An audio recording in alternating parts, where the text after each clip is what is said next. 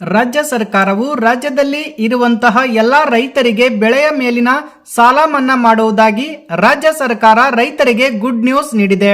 ರೈತರು ತಮ್ಮ ಜಮೀನುಗಳಲ್ಲಿ ಬಿತ್ತನೆ ಮಾಡಲು ಅಥವಾ ಕೃಷಿಗೆ ಅನುಕೂಲ ಆಗಲೆಂದು ಬೆಳೆ ಮೇಲೆ ಸಾಲ ತೆಗೆದುಕೊಂಡಿರುತ್ತಾರೆ. ಆದರೆ ತಾವು ಭೂಮಿಗೆ ಬಿತ್ತಿರುವ ಬೀಜವು ಮಳೆ ಕಡಿಮೆ ಆಗಲಿ ಅಥವಾ ಅತಿ ಹೆಚ್ಚಿನ ಪ್ರಮಾಣದಲ್ಲಿ ಮಳೆ ಬಿದ್ದರೂ ಕೂಡ ರೈತರಿಗೆ ಯಾವುದೇ ರೀತಿಯಾಗಿ ಆದಾಯ ಬರುತ್ತಿಲ್ಲ. ಇಂತಹ ಸಂದರ್ಭದಲ್ಲಿ ತೆಗೆದುಕೊಂಡಿರುವ ಸಾಲವನ್ನು ಯಾವ ರೀತಿಯಾಗಿ ಹಿಂತಿರುಗಿಸಬೇಕು ಎಂಬುದೇ ರೈತರಿಗೆ ಪ್ರಶ್ನೆ ಹುಟ್ಟಿರುತ್ತೆ.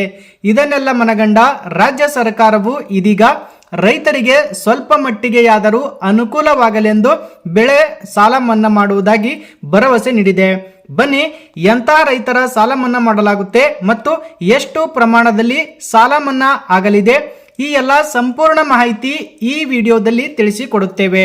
ನೀವು ಕೂಡ ರೈತರಾಗಿದ್ದು ಅಥವಾ ರೈತ ಕುಟುಂಬಕ್ಕೆ ಸೇರಿದವರಾಗಿದ್ದರೆ ವಿಡಿಯೋವನ್ನ ಈಗಲೇ ಲೈಕ್ ಮಾಡುವುದರ ಮೂಲಕ ನಮಗೆ ಸಪೋರ್ಟ್ ಮಾಡಿ ಸ್ನೇಹಿತರೆ.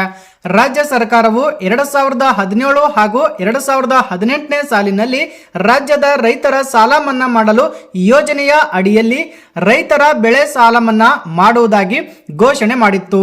ಇದಕ್ಕೆ ಅನ್ವಯವಾಗುವಂತೆ ರಾಜ್ಯದ ಒಟ್ಟು 17.37 ಲಕ್ಷ ರೈತರು ಬೆಳೆ ಸಾಲ ಮನ್ನಾದ ಪ್ರಯೋಜನವನ್ನು ಪಡೆದುಕೊಂಡಿದ್ದಾರೆ.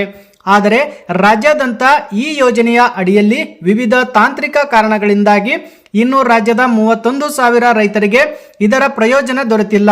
ಈ ಕಾರಣದಿಂದಾಗಿ ಇತ್ತೀಚೆಗೆ ನಡೆದಂತಹ ವಿಧಾನ ಪರಿಷತ್ ಸಚಿವ ಸಂಪುಟದಲ್ಲಿ ಸಹಕಾರ ಸಚಿವರಾಗಿರುವಂತಹ KN ರಾಜಣ್ಣ ಅವರು ಪ್ರತಿಕ್ರಿಯಿಸಿದ್ದು, ಬೆಳೆ ಸಾಲ ಮನ್ನಾ ಯೋಜನೆಯ ಅಡಿಯಲ್ಲಿ ಇಲ್ಲಿಯವರೆಗೆ ಪ್ರಯೋಜನ ಪಡೆಯದೇ ಇರುವಂತಹ 31,000 ರೈತರಿಗೆ ನೀಡಬೇಕಾಗಿರುವ 161.51 ಕೋಟಿ ರೂಪಾಯಿ ಹಣವನ್ನು ಹಾಗೂ ಬಾಕಿ ಇರುವ ರೈತರ ಮೊತ್ತ 64 ಕೋಟಿ ರೂಪಾಯಿ ಹಣ ಸೇರಿ ಒಟ್ಟು 232 ಕೋಟಿ ರೂಪಾಯಿ ಹಣವನ್ನು ಬಿಡುಗಡೆ ಮಾಡಲಾಗುವುದೆಂದು ತಿಳಿಸಿದ್ದಾರೆ.